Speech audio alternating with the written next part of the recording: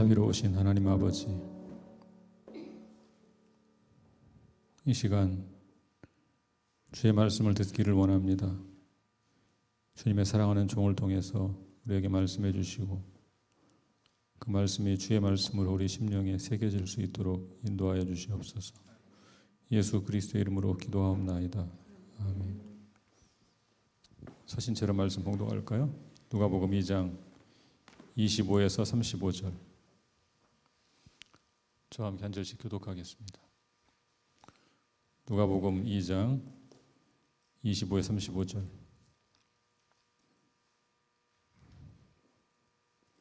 제가 먼저 읽겠습니다. 예루살렘에 시몬이라는 사람이 있으니 이 사람은 의롭고 경건하여 이스라엘의 위로를 기다리는 자라. 성령이 그 위에 계시더라. 주의 그리스도를 보기 전에는 죽지 아니하리라 하는 성령의 지시를 받았더니 성령의 감동으로 성전에 들어가매 마침 부모가 율법의 관례대로 행하고자 하여 그 아기 예수를 데리고 오는지라.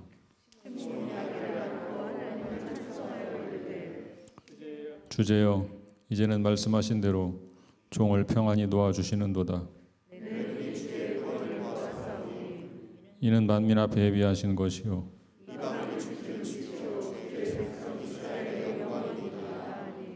그의 부모가 그에 대한 말들을 놀랍게 여기더라.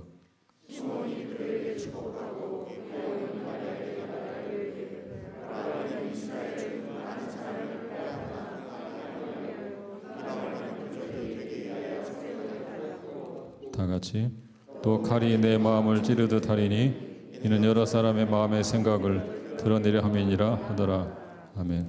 자리에 앉으시겠습니다. 오늘 정규영 목사님 말씀을 전해주실 텐데요. 제가 먼저 나온 이유는 소개하기 위해서 그랬습니다. 지난 7년간 성실하게 사역하셨고 연말까지 사역하고 사임하시게 되어 있어서 오늘 마지막 설교가 될 것 같습니다. 따뜻하게 여러분 박수로 맞아주시면 좋겠습니다.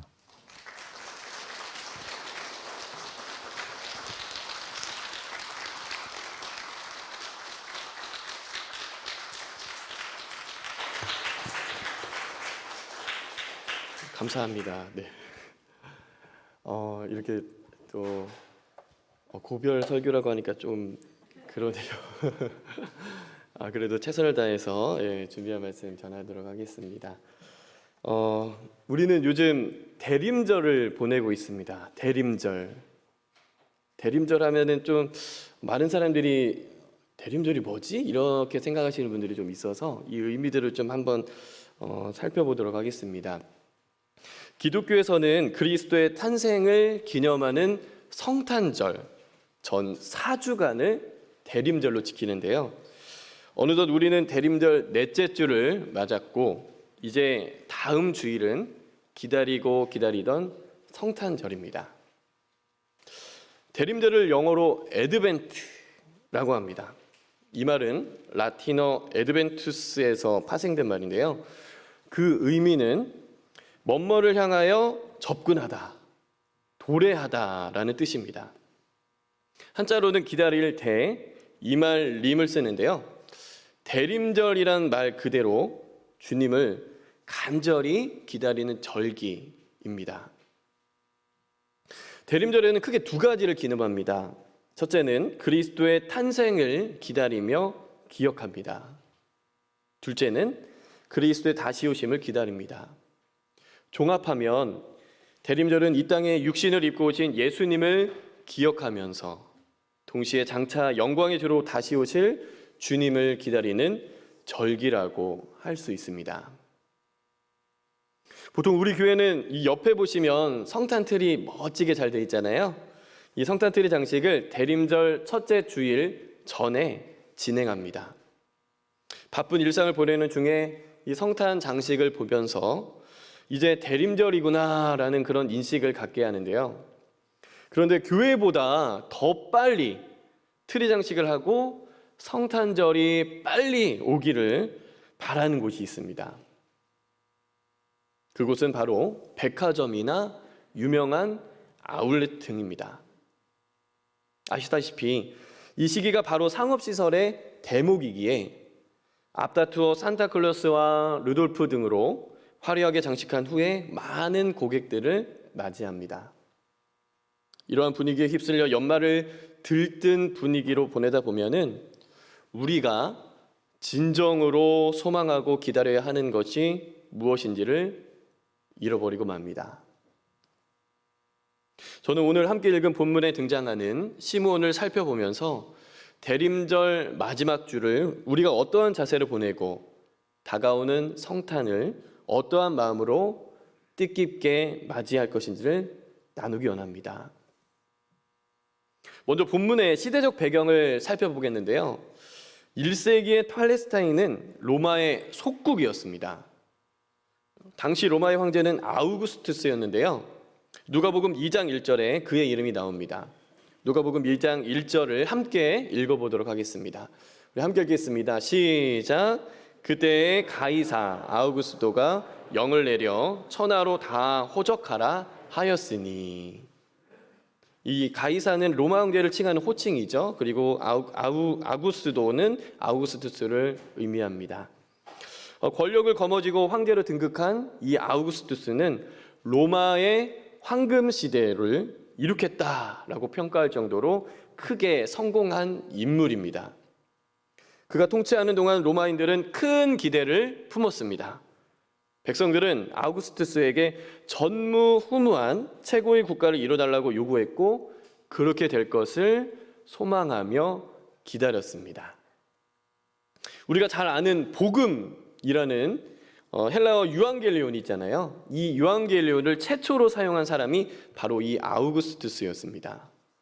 그는 이 기쁜 소식을 자신의 통치로 인해 이루어진 새로운 세계의 이데올로기를 가리키는 말로 사용했습니다. 그와 함께 로마 제국은 도를 넘어서는 안 되는 일을 시도했습니다. 그것은 아우구스투스를 신성화하고 황제를 숭배하는 제도를 제정한 것입니다. 대다수 로마인은 찬란하게 빛나던 아우구스투스의 통치가 영원히 지속될 것이라 믿었습니다. 더 이상의 개선이 필요 없는 완전한 나라가 이루어질 것이라고 기대했던 것이죠. 당대 사람 중에는 존엄한 자라는 뜻을 가진 이 아우구스투스를 옛 선지자들이 그토록 고대하며 예언한 메시아였으면 좋겠다라는 생각을 하기도 했습니다. 그런데 로마의 속국인 팔레스타인 백성들은 어땠을까요? 어떻게 평가했을까요? 그들에게 로마 제국은 최악의 나라였습니다.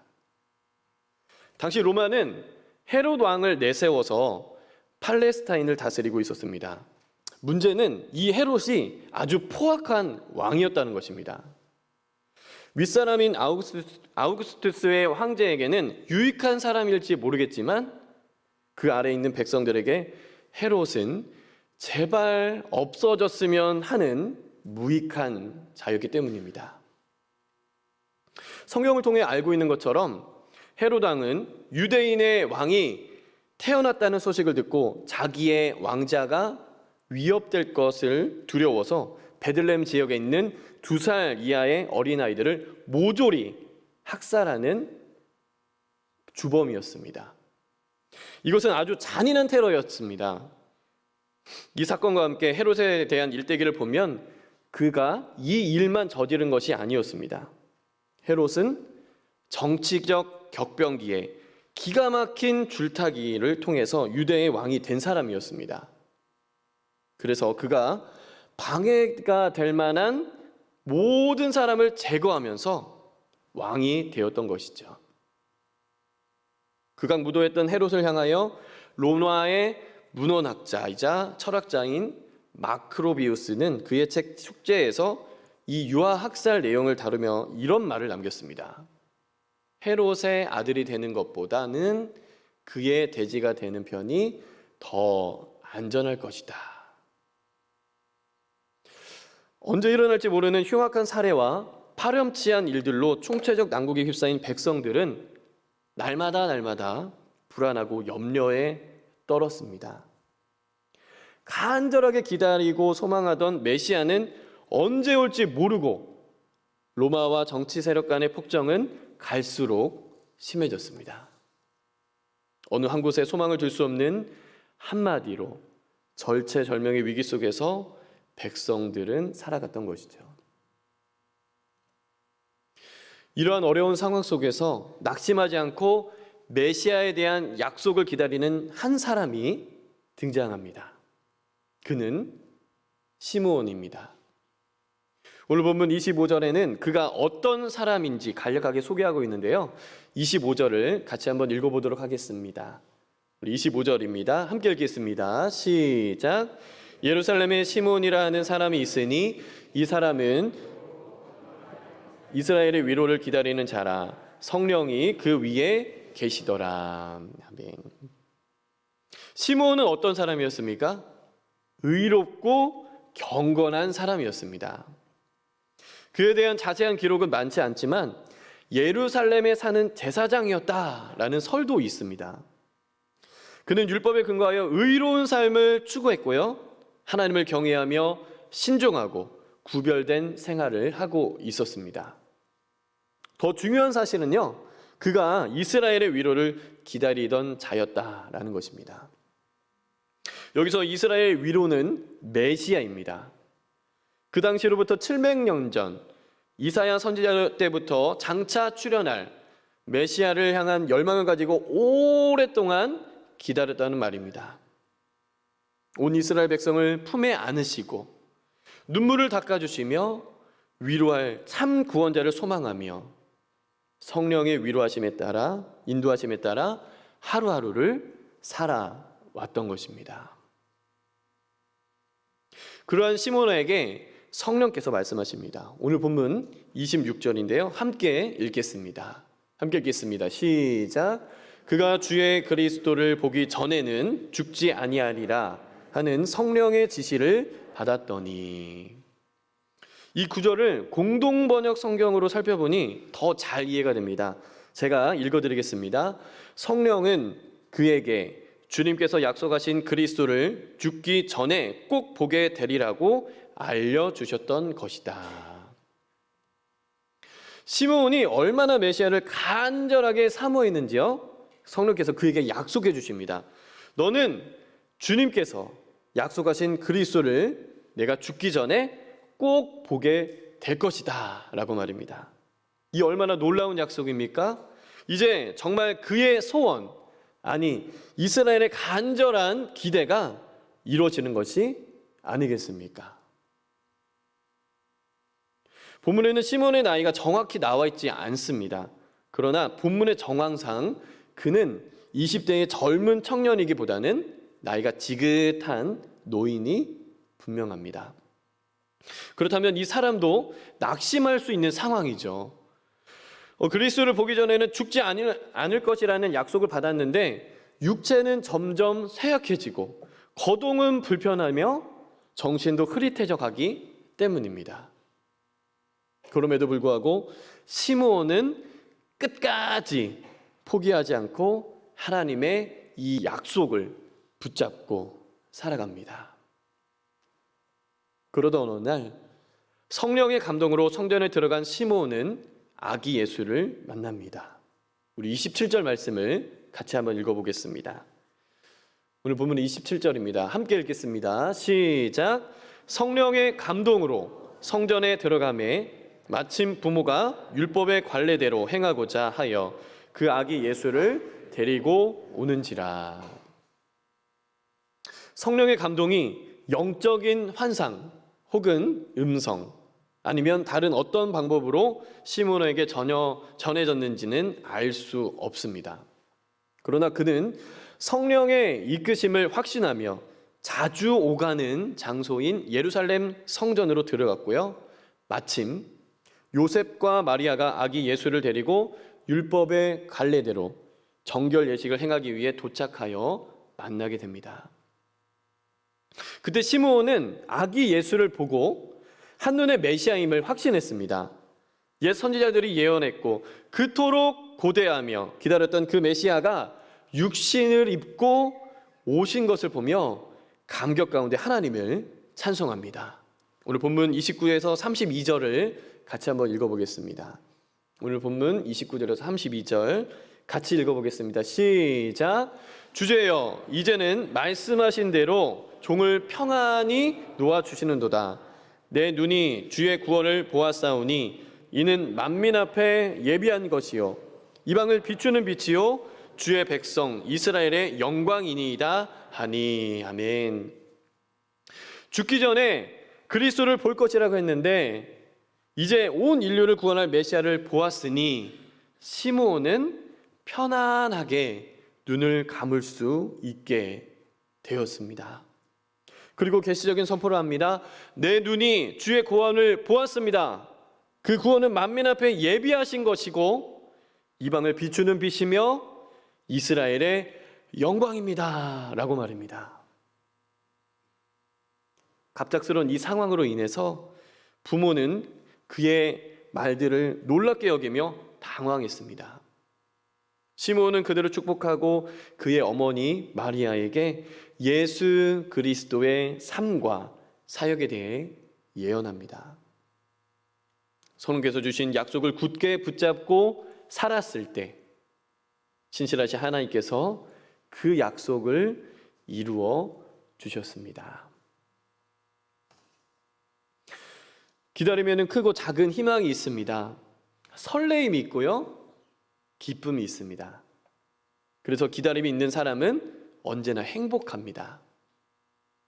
기다림이 없다는 것은 어떤 기대나 희망이 없다는 것을 의미하죠. 그래서 기다림이 없으면 삶이 무료하고 의욕을 상실한 채 지루한 일상을 반복할 뿐입니다. 사회심리학자인 에릭 프롬은요, 인간을 소망을 품고 사는 존재라는 뜻을 가진 호모 에스페란스라고 불렀습니다. 인간은 소망을 품을 때 희망을 열 수 있습니다. 소망은 우리에게 용기를 주고 역경의 파도를 뛰어넘어 미래로 뻗어가게 하는 힘을 공급해 줍니다. 본문에 나오는 시몬은요, 이스라엘을 위로하실 메시아를 간절히 기다렸습니다. 당시 이스라엘은 로마의 지배를 받으면서 로마 황제를 신처럼 숭배해야 했고요, 이를 거부하면 핍박을 받았습니다. 과중한 세금으로 경제적 부담이 커지고 예루살렘 성전은 로마가 세운 대제사장과 성전 세력으로 인해 부패했습니다. 이런 상황에서 이스라엘 백성들은 누구를 의지하고 누구로부터 위로를 받을 수 있었겠습니까? 로마의 앞잡이가 된 유대 통치자들에게 희망을 걸 수 있겠습니까? 돈에 눈이 먼 종교 지도자들에게 기대할 수 있었겠습니까? 오늘날은 어떻습니까? 어디 하나 완벽한 곳이 없고 불확실한 현실을 살아가고 있습니다. 3년여의 코로나 바이러스 터널을 지나고 있는 바로 우리는 조금은 나아졌다고는 하지만 재확진으로 인해 여전히 고통을 당하고 일상의 회복은 더디기만 합니다. 앞으로의 삶을 계획하고 예측을 해도 빗나가기 일쑤이고요, 갖가지 사건과 사고는 우리의 마음을 정말 무너지게 합니다. 또한 월급을 제외하고 모든 것이 오른 상황이라 가계 및 시장 경제는 계속해서 비관적인 전망을 하고 있습니다. 세상에 소망을 두었던 사람들은 연이은 실패로 극단적인 선택을 하기도 하며 나라 전체가 우울 모드로 돌입한 지는 이미 오래전 일이죠. 이런 암울하고 어지러운 세상 속에서 우리는 어떻게 살아가야 할까요? 어디에 소망을 두어야 할까요? 본문에 나오는 이 시므온의 모습을 본받아 참 구원자이신 그리스도를 소망하고 기다리는 저와 여러분 되기를 소망합니다. 그럼 우리는 어떻게 살아야 할까요? 첫 번째로 의롭고 경건한 삶을 살아가야 합니다. 의롭고 경건한 삶을 살아가자. 오늘 본문 25절을 다시 한 번만 읽어보도록 하겠습니다. 오늘 본문 25절입니다. 함께 읽겠습니다. 시작.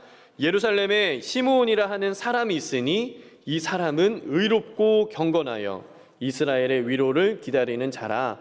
성령이 그 위에 계시더라. 아멘. 의롭고 경건한 삶. 이 삶은요, 하나님의 속성을 따르는 삶입니다. 이 삶은 하나님을 경외하고 이스라엘의 위로를 기다리는 시므온의 일평생 두드러진 자세였다라고 볼 수 있습니다. 아담 이후 타락한 인간은 죄성이 가득하여 하나님 두기를 싫어하고 거룩함과 정반대의 삶을 살아가게 되었습니다. 악한 마귀는 인간이 하나님의 형상을 상실한 채 계속해서 죄악에 안주하고 그에 파생되는 열매로 말미암아 사망에 이르도록 이끕니다. 그러나 예수 그리스도의 십자가 대속으로 인해 우리는 죄에서 자유함을 얻고 믿음으로 말미암아 구원을 받았습니다. 또한 하나님을 아빠, 아버지라 부르는 권세를 허락받았으며 죄와 사망의 법이 아닌 생명의 성령의 법에 따라 살아가게 되었습니다. 믿으시죠? 아멘. 십자가를 통해 단번에 구원을 받은 바로 저와 여러분은 주님 앞에 서는 그날까지 근신하고 깨어 있으며 경건에 이르도록 지속적으로 훈련해야 합니다. 디모데전서 4장 7절을 함께 읽어보겠습니다. 디모데전서 4장 7절입니다. 함께 읽겠습니다. 시작. 망령되고 허탄한 신화를 버리고 경건에 이르도록 내 자신을 연단하라. 아멘. 또한 이 세대의 풍조를 거슬러 마음을 새롭게 함으로 하나님의 뜻을 분별하며 살아가야 합니다. 로마서 12장 2절을 함께 읽겠습니다. 함께 읽겠습니다. 시작. 너희는 이 세대를 본받지 말고 오직 마음을 새롭게 함으로 변화를 받아 하나님의 선하시고 기뻐하시고 온전하신 뜻이 무엇인지 분별하도록 하라. 아멘. 사랑하는 성도 여러분, 주님의 오심을 기다리는 대림절 마지막 주에 예수 그리스도를 더욱 묵상하고 그분을 닮아가기 원합니다. 세상은 우리를 바쁘고 분주하게 만듭니다. 많은 유혹이 우리의 마음을 흔들어 해서 해야 할 것을 놓치게 만듭니다. 다시 우리의 마음을 가다듬읍시다. 다시 한번 성령 안에서 마음을 새롭게 함으로 변화를 받아 하나님의 선하시고 기뻐하시고 온전하신 뜻이 무엇인지 분별하고 순종하는 삶을 살아야 할 것입니다. 또한 주님의 거룩함과 경건에 이르도록 기도와 말씀으로 깨어 훈련합시다. 이것은 단번에 완전하게 될 수 없기에 주님 앞에 서는 그날까지 날마다 지속적으로 해야 합니다. 그럴 때 우리의 삶을 통해 예수 그리스도가 드러나며 주변에 주님의 나라와 그분의 뜻이 이루어지게 될 것을 믿습니다. 두 번째로 우리는 어떻게 살아가야 할까요? 둘째로 성령으로 충만한 삶을 살아가야 합니다. 본문 25절 후반부에 보시면 시므온의 삶 속에 성령께서 그 위에 계셨다라고 말씀합니다. 그리고 그는 이후에 성령의 지시를 받았고 성령의 감동으로 성전에 들어갔습니다. 예수님께서 이 땅에 오셨을 때 대부분의 사람은 그를 알아보지 못했습니다. 성전을 섬기던 제사장들도 몰랐고요. 율법을 가르치는 율법 교사들도 몰랐고 성경을 매일 쓰고 가르치는 서기관들도 전혀 몰랐습니다. 그들은 예수님이 이 세상에 오셨음에도 불구하고 보지 못했던 것이죠. 그러나 이 시므온은 아주 작은 아기의 모습일지라도 이분이 메시아구나라는 것을 분명히 알았습니다. 무슨 차이입니까? 성령님과 동행하는 자와 성령님과 상관없는 자의 차이입니다. 시므온은 바로 성령으로 충만한 사람이었습니다. 고린도전서 12장 3절에는 이렇게 말씀합니다. 성령으로 아니하고는 누구든지 예수를 주시라 할 수 없느니라. 시므온이 예수님을 메시아로 알아본 것도 성령의 인도함 때문이었고요. 의롭고 경건한 삶을 살아갈 수 있었던 것도 성령께서 능력을 주셨기 때문입니다. 그가 일평생 메시아를 소망하며 기다릴 수 있었던 것도 성령께서 그와 함께 하셨기 때문입니다.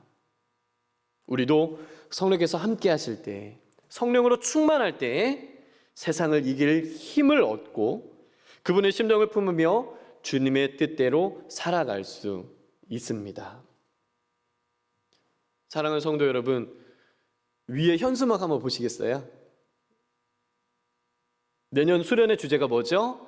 같이 외쳐볼까요? 시작! 성령 충만한 그리스도인. 그 어느 때보다 성령의 충만함을 구하시기 바랍니다. 날마다 구하시기 바랍니다. 성령님과 친밀함을 누리시고 그분의 음성에 귀를 기울이시기 바랍니다. 성령께서는 어렵고 힘든 세상 속에서 우리를 위로하시고 주의 말씀을 깨닫게 하사 올바른 길로 인도하십니다. 또한 성령 안에 거할 때 어느덧 내 안에 성령의 열매들이 맺어지게 되며 예수님을 닮아가는 인생으로 변화시킬 것입니다. 세 번째로, 우리는 어떻게 살아가야 될까요? 약속의 말씀을 굳게 붙잡고 살아갑시다. 약속의 말씀을 굳게 붙잡고 살아갑시다. 시므온이 고령의 나이에 소망을 잃지 않았던 이유는 성령님께서 분명하게 말씀하셨기 때문입니다. 26절 말씀을 다시 한번 읽어볼까요? 26절입니다. 함께 읽겠습니다. 시작. 그가 주의 그리스도를 보기 전에는 죽지 아니하리라 하는 성령의 지시를 받았더니. 육체가 세잔해지고 아무런 조짐이 보이지 않는 현실 속에서 시므온이 흔들리지 않았던 것은 하나님이 어떤 분이신지를 분명히 알고 그분의 말씀이 변치 않으며 반드시 이루어진다는 확신이 있었기 때문입니다. 민수기 23장 19절에는 이렇게 말씀합니다. 우리 같이 한번 읽어볼까요? 같이 읽겠습니다. 시작. 하나님은 사람이 아니시니 거짓말을 하지 않으시고 인생이 아니시니 후회가 없으시다. 어찌 그 말씀하신 바를 행하지 않으시며 하신 말씀을 실행하지 않으시랴. 아멘.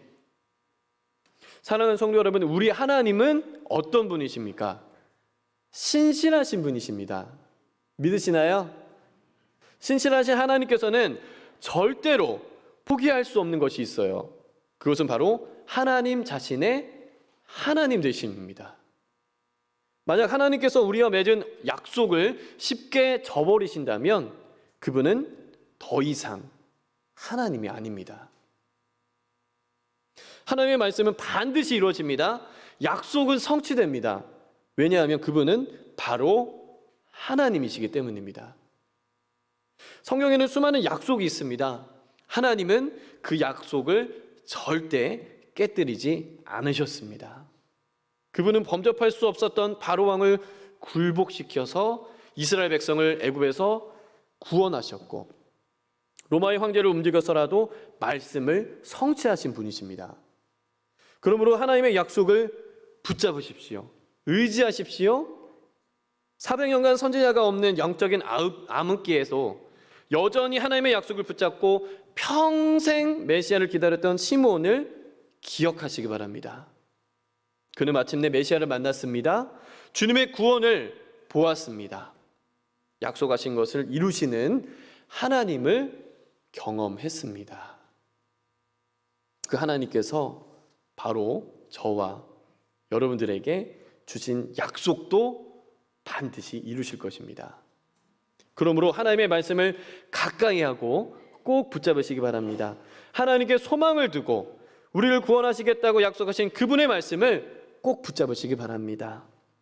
칠흑같이 어두운 현실이 절망적이어도 포기하지 마십시오. 우리 하나님은 전능하신 분이십니다. 한 번 하신 약속은 절대로 잊지 않으시고 이행하시는 분이 우리 하나님이십니다. 하나님을 신뢰하고 그 약속을 믿음으로 붙잡으십시오. 이 소망을 굳게 붙잡고 좌로나 우로나 치우치지 않는 자에게 우리의 아버지 되시는 하나님은 반드시 그 약속을 성취하실 줄로 믿습니다. 프랑스 작가인 생텍쥐베리가 쓴 어린 왕자라는 소설을 보면은 여우와 왕자가 이러한 대화를 나눕니다. 제가 읽어드릴게요. 내가 만일 오후 4시에 온다면 나는 3시부터 행복해지기 시작할 거야. 4시가 가까워져 올수록 나는 점점 더 행복해지겠지. 인생은 기다림의 연속이라 해도 과언이 아닙니다. 많은 기다림들을 여러분들이 경험했을 거라 생각하고요. 그 많은 기다림 속에 행복한 일들도 있었던 반면에 슬픔과 좌절에 빠졌던 적들도 있으리라 생각됩니다. 지금 여러분들은 무엇을 기다리십니까? 그 기다림이 내 마음을 설레게 하고 행복하게 하고 있습니까? 그러나 우리 주변에는 너무나 힘든 이웃들이 많이 있습니다. 기다림과 성탄을 생각할 겨를도 없이 슬픔에 빠진 자들이 있습니다. 아시다시피 지난주에 우리 사랑하는 성도 한 분이 주님의 품으로 떠났습니다. 3년여의 투병 생활 동안 온 교회 성도들이 치유와 회복을 위해 마음을 모아 간절히 기도했죠.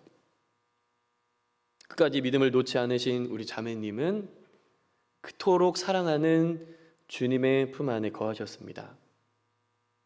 남아있는 우리 유족들에게 그 어떤 말이 위로가 되겠습니까? 하나님의 참된 위로가 그 가족들 안에 풍성하게 임하여 그 가족들이 천국 소망을 가지고 신실한 삶을 살아갈 수 있도록 기도해 주시기 바랍니다. 이번 한 주간 우리가 시몬의 심정으로 그리스도의 탄생을 기다려 보기 원합니다. 어렵고 암울한 현실에 매몰되지 말고 오직 하나님께 소망을 두며 메시아의 오심을 기다립시다. 현란한 세상에 심취해 있지 말고 의롭고 경건한 삶을 추구합시다. 성령의 충만한 가운데 약속을 꼭 붙잡고 하루하루 신실하게 살아갑시다.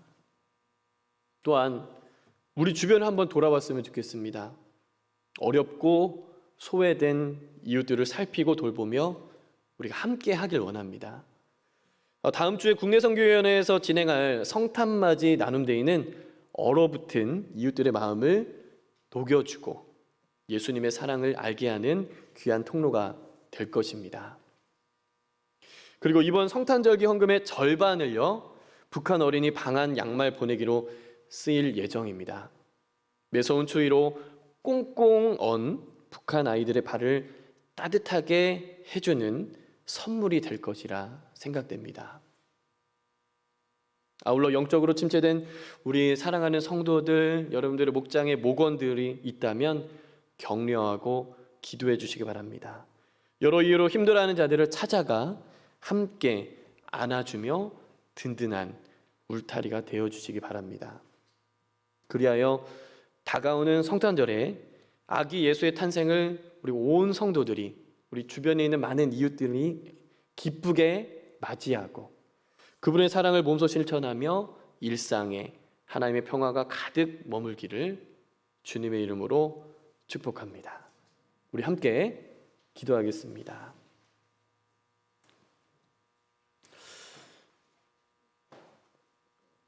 이 시간 우리 대림절 넷째 주를, 마지막 주를 보냅니다. 하나님, 나에게 주님에 대한 설레는 기대감이 있습니까?